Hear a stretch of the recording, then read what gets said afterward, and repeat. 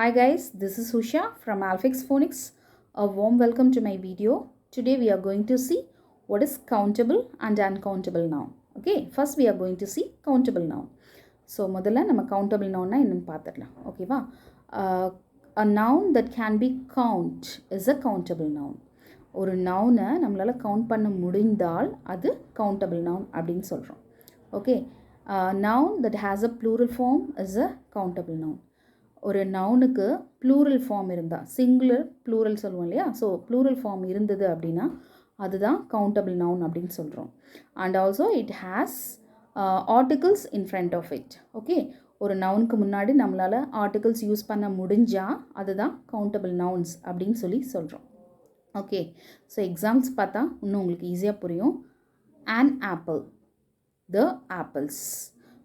So apple is a noun and apples is a plural noun. Okay, apple வந்து singular noun, apples அப்படின்னு சொல்லும்போது plural noun.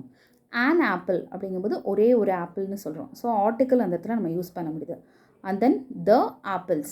So apples is plural ஃபார்ம்லேயும் the apples அப்படின்னு articles நம்ம use பண்ணுறோம் இல்லையா. So இந்த மாதிரி ஆர்டிகல்ஸ் யூஸ் பண்ண முடிஞ்சால் இட்ஸ் அ countable noun அப்படின்னு சொல்கிறாங்க. and then so, countable nouns may be a phone, a pen, a book, or a clip. So, இது எல்லாமே countable nouns வரும் because those are all have plural form. இதுக்கு எல்லாத்துக்குமே வந்து plural form இருக்கு. Second one is uncountable noun. The nouns that we cannot count as a uncountable noun. So, எந்த nouns எல்லாம் நம்மளால் கவுண்ட் பண்ண முடியாதோ அதெல்லாம் நம்ம வந்து uncountable noun அப்படின்னு சொல்கிறோம். And also it doesn't have any articles in front of it. So uncountable nounக்கு முன்னாடி we can't யூஸ் ஆர்டிகல்ஸ், நம்மளால் ஆர்டிகல்ஸ் யூஸ் பண்ண முடியாது.